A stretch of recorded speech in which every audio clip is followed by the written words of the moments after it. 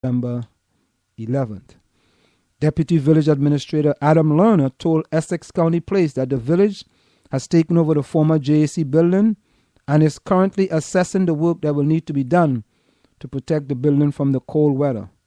A sign was recently posted outside of the building reading that the shelter has closed and that no animals or donations should be dropped off. The president of JAC and FFPC did not return requests for comment. So there you have it. I guess a story you will read no other place than in the place, New Jersey.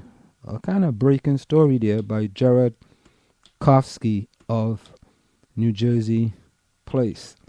And I know there is another story here by Jared Kofsky. Let me see if I find that other story. Springfield Avenue Holiday Celebration scheduled for December the 7th. The second annual Springfield Avenue Holiday Celebration will take place on Sunday, December the 7th at the Springfield Avenue Gazebo starting at 3:30 p.m. The celebration will feature live music from Bruno Lee and friends, storytelling for kids, refreshment, pictures with Santa, and lighting of the tree, menorah, and kinara. The gazebo is located next to the Hilton branch of the Maplewood Memorial Library at the corner of Springfield Avenue and Tuscan Road. The event is sponsored by Parkwood Diner and presented by the Maplewood Recreation Department and the Springfield Avenue Partnership. In addition, Springfield Avenues also take part in the Small Business Saturday. Businesses that line the avenue will offer discounts to visitors. The full list of participating businesses was included in the article. So there you have it from my friend Jared Kofsky of Essex County Place, formerly known as Place, New Jersey. Let's go over to my friend Joe Strop from maplewoodian.com to see what he has in store for us. School board splits on hiring middle school consultant. Tucked away in last week's Board of Education meeting was a controversial measure to hire an outside consultant to review the new middle school scheduling plan at a cost of up to $7,500. The board, in one of its last act of last Monday's school board meeting, voted 5-4 to hire Nicole Sharon Kessler, a Madison, New Jersey school principal, to review the school's schedule implemented this year and make recommendation. Kessler contracts called for $150 per hour rate of up to 50 hours. She's the wife of Tuscan School 4th grade teacher Matthew Kessler. Those in favor of the contract included Board President Beth Doherty and members Andre Ren Harden, Stephanie Lawson Mohammed, Bill Gordelli, and Sandra Kareem. Opposition came from board members Wayne Eastman, Jeff Bennett, Joanna Wright, and Madhu Pai. It is an objective, outside view of our middle school schedule, said Doherty, to be done by the end of January to improve the schedule because there is some frustration with the schedule. But Wright disagreed, stating that we have the people in place. We should not be spending money for someone from another school to come tell us what to do. That's the thing I didn't understand with this one. We spending money on a principal from another school in Madison, New Jersey to come and tell us how we should handle our middle school schedule. Maybe she's an expert. Bennett echoed that view, saying, we don't need to hire a consultant to do this. Lawson Mohammed supported the hire and added, all consultants are not evil, bad people. Acting Superintendent James Memorley also defended the move. It's one thing to recognize some of the issues we are having with the schedule and what needs to be fixed. It's another thing to be able to technically do that with the parameters we have. We have some issues with wanting to keep some of the things we put together this year. Not everyone has that expertise, and we can learn a little bit from this person to help us get us where we need to go, and we need to do it very quickly. He said the district have been tinkering for 3 years with it. The view and recommendation are set to be done by the end of January 2015. So there you have it. News from the Maplewoodian.com. Let's go over to the Village Green. Missing elderly Maplewood man located after extensive search. A 71-year-old Maplewood man who wandered away from his home Saturday night was located after an intensive search involving multiple law enforcement agencies. A caretaker notified the Maplewood police at approximately 9:15 p.m. to report that Charles Ziegler, dressed only in an undershirt and boxers, had gone missing from his house on Boyden Avenue, said Sergeant Christopher Black. Police responded and began searching the home and the general area. The Essex County Sheriff Office sent a K-9 unit, and the New Jersey State Police aided in the search by helicopter, said Black. Maplewood Officer Munoz found Ziegler at around 11:30 a.m. the following day, sleeping in an unlocked car. Black said he was transported to the hospital for evaluation. Well, that was a great ending. Masachi, great districts do not cut arts program. This is an article by Masachi. This is a gentleman who was going to run for Board of Education, but at the last minute, he decided against it. It's a very long article, but last month, Anthony Masachi, former director of Fine and Performing Arts for South Orange Maplewood School District, wrote a widely read opinion piece that questioned the district's dedication to arts education.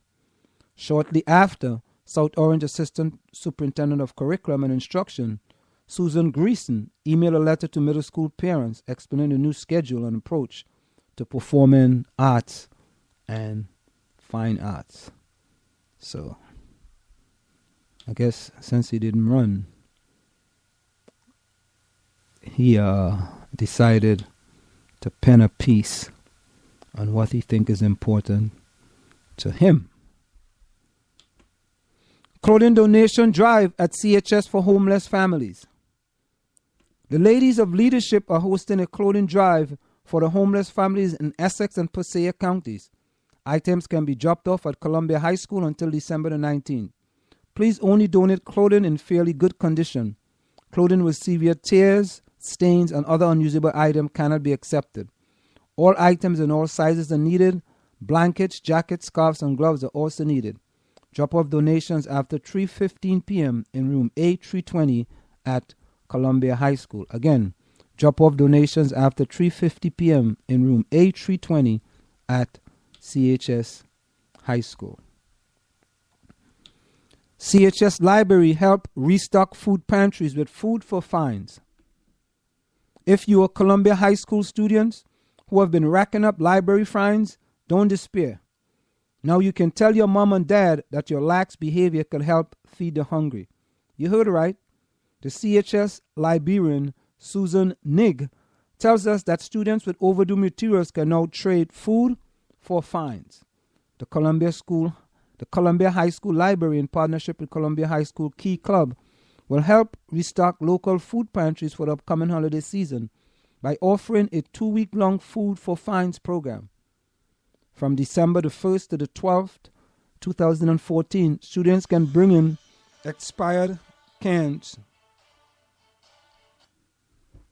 unexpired canned goods in exchange for payment of existing overdue fines.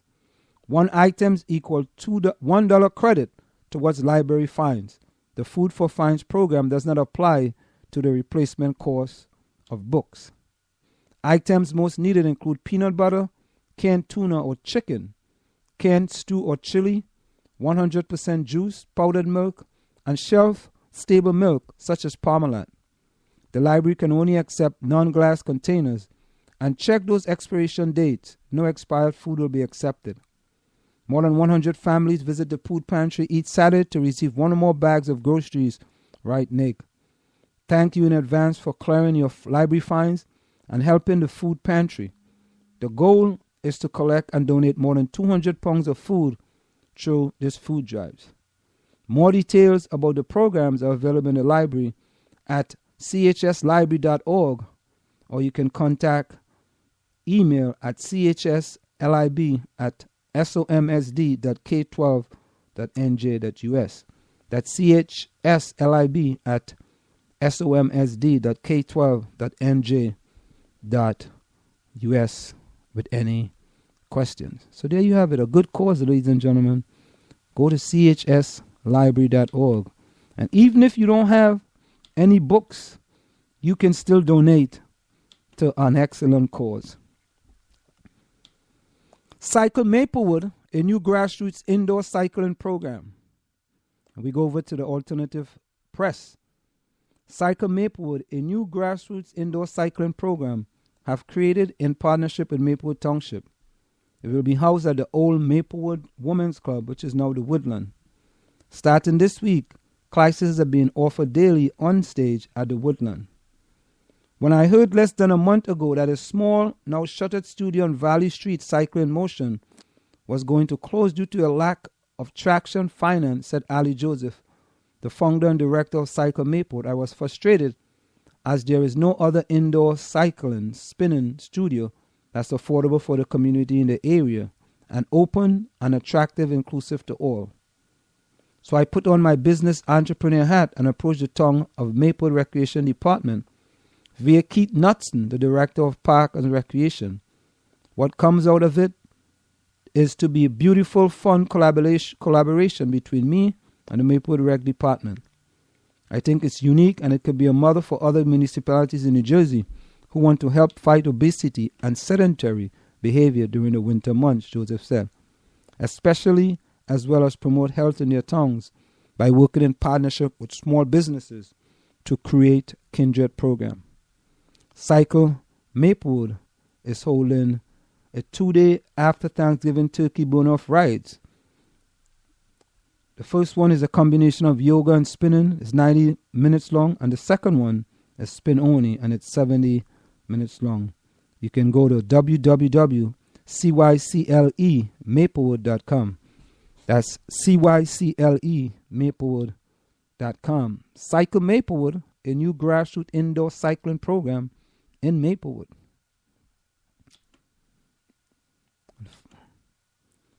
And finally, we have some sports for you. Seton Hall men win 5th straight, defeat George Washington 58-54. This looks like it's going to be a fantastic season for my Seton Hall Pirates, of course. Fresh off winning the 2014 Paradise Jam, the Seton Hall men's basketball team continued their early season success, defeating George Washington 58-54 on Saturday at Prudential Center. Seton Hall freshman standout Isaiah Whitehead had arguably the best performance of his brief 5-game career, leading the Pirates with 15 points, grabbing 6 rebounds, and dishing out 5 assists. Whitehead's biggest basket came in the second half. With the score tied at 43, the freshman scored 5 straight points for the Pirates, including a 3-pointer to put the Pirates up 48-45. Seton Hall never trailed again. Later in that half, with the score again tied, it was another freshman, Desai Rodriguez, who tipped in a Whitehead miss to put the Pirates ahead for good. Seton Hall had 4 players in double figures, including Whitehead. Fellow freshman Angel Delgado continued his dazzling start, recording his second career double-double with 10 points and 10 rebounds. Following his career-high 40-point performance in the Paradise Jam final, junior Sterling Gibbs finished with 11 points, while senior Brandon Mobley totaled 14. The Pirates continue their homestand on Tuesday when they host Mount St. Mary's at The Rock before concluding the home stretch when Rutgers visit Prudential Center for the 2nd annual Garden State Hard Work Classic. So there you have it, ladies and gentlemen. Seton Hall doing excellent things in this season of basketball. Young season, I should say. Very young season. And seeing that they are going to be successful in basketball this season. So we can look forward to great things from Seton Hall University. Time check.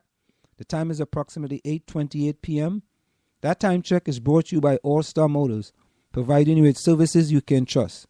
They provide you with AAC certified mechanics, New Jersey State inspection facilities, used car sale, authorized police towing, and emission repair facilities. You can call them at 973-762-8771.